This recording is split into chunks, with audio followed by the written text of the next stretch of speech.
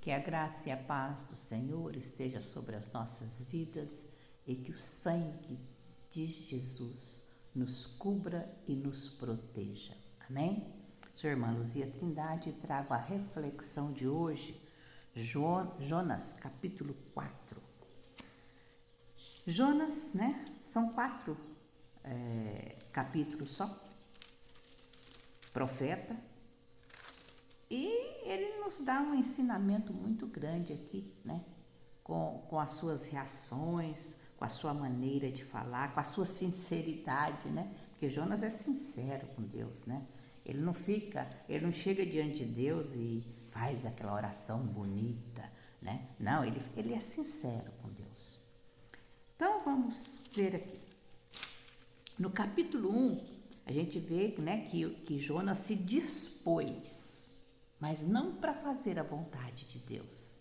Jonas se dispôs para fugir de Deus, para não fazer o que Deus tinha pedido que ele fizesse. No capítulo 2, a gente vê que Jonas faz uma oração, né, a Deus. No ventre do peixe, ele ora, né, a Deus. No 3, aí ele se dispõe também. Só que agora para fazer o que Deus tinha levantado ele para fazer aquilo que Deus tinha pedido para ele fazer, mandado fazer, né? E ele vai a Nínive e ele prega, né? E o capítulo 3 termina dizendo assim: viu Deus o que fizeram, como se converteram do seu mau caminho, e Deus se arrependeu do mal que tinha dito lhes faria e não o fez. Então, Jonas pregou, ele andou na cidade toda, né? Falando que dentro de 40 dias a cidade seria destruída. E aquilo chegou aos ouvidos do rei, e o rei decretou os animais, as pessoas, todo mundo em jejum até de água, né? E alimento, água, e se arrependeram. E Deus, quando viu, desistiu de destruir Nínive, né? E aí começa agora o capítulo 4. E o capítulo 4 fala do descontentamento de Jonas. Ele começa assim: com isso, desgostou-se Jonas extremamente e ficou irado. Com o que Jonas se desgostou? Com Deus. Por Deus não ter destruído Nínive. Por quê? Porque essa cidade era uma cidade violenta, era conhecida pela sua crueldade e era uma cidade inimiga do povo de Deus. Então, eles queriam que o inimigo se arrebentasse, que o inimigo realmente fosse derrotado. E não que Deus abençoasse. E aí Jonas faz uma oração, o que ele fala aqui é tremendo. Só que a oração dele é uma oração agora de murmuração. É uma oração de reclamação. Apesar de ele falar, né, 5 atributos de Deus lindos, né, 5 qualidades de Deus, mas essa oração é uma oração de reclamação. Então, no versículo 2 diz aqui: e orou ao Senhor e disse: ah, Senhor, não foi isso que eu disse, estando ainda na minha terra? Por isso me adiantei, fugindo para Tarsis, pois sabia que és Deus clemente e misericordioso e tardio em irar-se e grande em benignidade, e que se arrepende do mal. Peço-te, pois, ó Senhor, tira minha vida, porque melhor é morrer do que viver. E disse o Senhor: é razoável essa tua ira? Deus tem uma paciência com Jonas, né? Então veja, a oração dele: olha, tira minha vida, eu quero morrer, porque o Senhor mandou eu fazer uma coisa e eu fiz, e agora o Senhor se arrepende e o Senhor não vai fazer mais, não vai mais destruir Nínive. E como é que fica a minha cara agora, né? Como é que eu significa agora? Eu falei e agora o Senhor não vai mais destruir, eu vou ficar como mentiroso? Quer dizer, na verdade, Jonas estava pensando nele, na reputação dele como profeta, né? Ele não estava pensando nesse povo, né? Ele não estava pensando nesse povo, ele estava pensando nele, ele estava egoísta, né? Pensando no seu próprio umbigo, na sua reputação e não naquele povo. E aí Deus resolve, né, dar uma lição a Jonas. E ele faz essa oração e resolve ir, né, para um lugar para ver o que ia acontecer. Se Deus ia destruir ou se Deus não ia destruir, né? E ele faz lá um aramado lá de madeira, de galhos lá, e entra debaixo e fica ali, né? E Deus faz crescer uma planta. E essa planta, ela cresceu de uma maneira sobrenatural, né? Num dia ela cresceu e ele ficou feliz porque fez aquela sombra gostosa. E ele ficou feliz, tá aí. Mas no outro dia Deus me enviou um verme e destruiu a planta, né? Aí ele se irou de novo. Ele se irou de novo, porque de novo ele disse: melhor me é morrer do que viver, né? Aí Deus fala de novo: é razoável essa tua ira por causa da planta? Na verdade, assim, é que eu falei, ele está pensando nele mesmo, ele está pensando no seu bem-estar, né? Antes era do profeta, né? Dele não ser um mentiroso, né? Ele estava pensando nele. Agora ele estava pensando no bem-estar dele, né? Tinha uma planta, tinha uma sombra gostosa, agora, né, vem o Senhor e destrói. Coitadinha dessa planta, tão linda, tão bela, tão, né? Agora, quer dizer, mas na verdade ele estava pensando era nele mesmo, né? E Deus pergunta de novo: é razoável essa sua planta, essa sua ira por causa da planta, né? Aqui ele não fala, mas provavelmente ele deve ter argumentado com Deus, né? Olha, a planta linda, bela, e agora o Senhor destruiu, né? E aí Deus dá ali uma lição, né? Tornou, no versículo 10, tornou o Senhor: tens compaixão da planta que te não custou trabalho, a qual não fizestes crescer, que numa noite nasceu e numa noite pereceu. E não hei de eu ter compaixão da grande cidade de Nínive, em que há mais de 120.000 pessoas que não sabem discernir entre a mão direita e a mão esquerda, e também muitos animais. Então, o Senhor, né, pergunta para ele, fala assim: escuta, você tem dó, porque ele ficou com dó da planta também, tão linda, tão bela, né? E foi destruída por um verme, né? E ele sabe que tudo é Deus.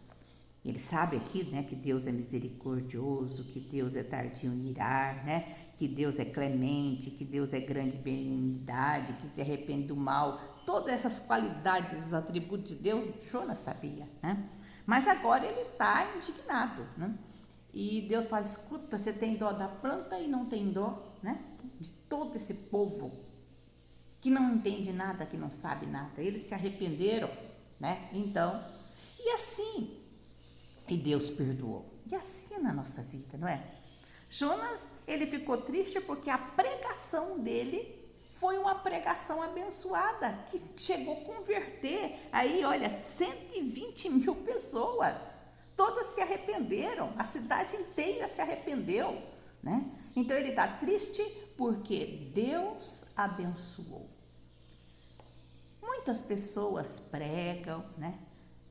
Chama a pessoa para a igreja, ela vai, ela se converte, ela muda os seus caminhos, e depois a própria igreja, que se alegrou com a conversão, começa a concorrer com aquela pessoa. Aquela pessoa começa a crescer, começa a ser bênção, e aí já começa a provocar ciúmes na igreja. Você já presenciou algo assim? Né? Então, nós não somos muito diferentes de Jonas, não. Nós precisamos nos policiar. Policiar em não fazer oração de murmuração como Jonas fez, né? Porque essa oração ele fala coisas lindas, mas ele está reclamando, ele está murmurando com Deus. Apesar de ele ser sincero, né? Ele foi sincero. Deus gosta dessa sinceridade, né? Mas a oração dele foi uma oração de murmuração. Nós precisamos nos policiar, né? Por quê? Porque muitas vezes nós estamos dando mais valor em coisas do que em pessoas. Ele estava dando mais valor na planta do que nas pessoas que estavam se convertendo. Porque aquelas pessoas ele queria mesmo é que morresse. Que Deus mandasse fogo do céu e destruísse tudo. Era isso que ele queria, né? E muitas vezes nós também somos maldosos, né? Então, fica aqui um ensinamento para nós. Em quem nós estamos dando mais valor? Em pessoas ou em coisas? Nós estamos com o coração quebrantado, contrito, cheio do Espírito Santo, né? E pedindo a Deus a misericórdia dele sobre as pessoas, ou nós queremos que elas se destroem logo, saem logo do nosso caminho, saem logo da nossa vida, né? Muita gente quer que o outro desapareça, sai. Hoje em dia é moda. Agora os terapeutas, os psicólogos, enfim, assim, a pessoa te deu problema, é um problema para você, corta ela, tira da tua vida, tira de perto de você, né? Bloqueia ela, né? Quer dizer, o amor acabou. Em vez de você amar aquela pessoa, passar a orar por aquela pessoa, passar, né, a dedicar um tempo diante de Deus por aquela pessoa, não. Você isola, você bloqueia, você tira ela da tua vida. Hoje em dia é moda, você pode notar. Todo mundo quer ser feliz. Todo mundo quer ser feliz e os problemas, as pessoas problemáticas, você tira da tua vida. Será que é assim que Deus quer? Já pensou se Jesus fizer isso conosco, né?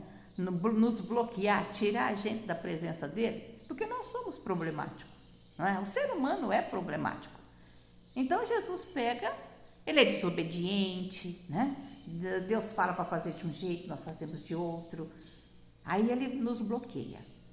Já pensou se fizermos a mesma coisa? Então fica essa lição para nós, amém? Vamos orar.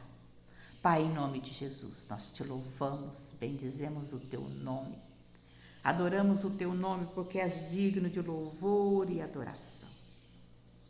Senhor, muito obrigado, porque o Senhor é um Deus clemente, porque o Senhor é misericordioso, porque o Senhor é tardio em irar-se, porque o Senhor é grande em benignidade e porque o Senhor se arrepende do mal. Ah, Senhor, nós te louvamos e agradecemos porque o Senhor cuida de tudo. Cuida, Senhor, do nosso coração. Não deixa no nosso coração nada que não te agrada, nada que não venha de ti, Pai. Em nome de Jesus é o que nós te pedimos. Limpa o nosso coração. Nos mostre, Senhor, aquilo que estamos fazendo que não é do teu agrado. Nos revela, Senhor. Nos revela, que teu Espírito Santo esteja nos revelando, falando algo ao nosso coração. Se estamos como Jonas, dando valor a coisas e não a pessoas.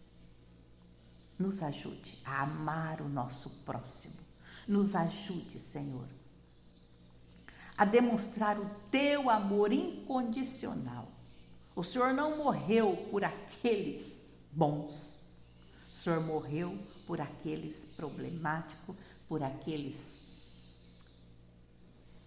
que não te obedecem e que fazem tudo errado. O Senhor morreu numa cruz por amor a cada um de nós. Obrigada, Pai. E nos ajude a levar a Tua palavra e nos ajude, Senhor, a pregar a Tua palavra com a nossa vida e não só com as nossas palavras. Em nome de Jesus. Amém e amém. Fica com Deus, minhas irmãs e irmãos.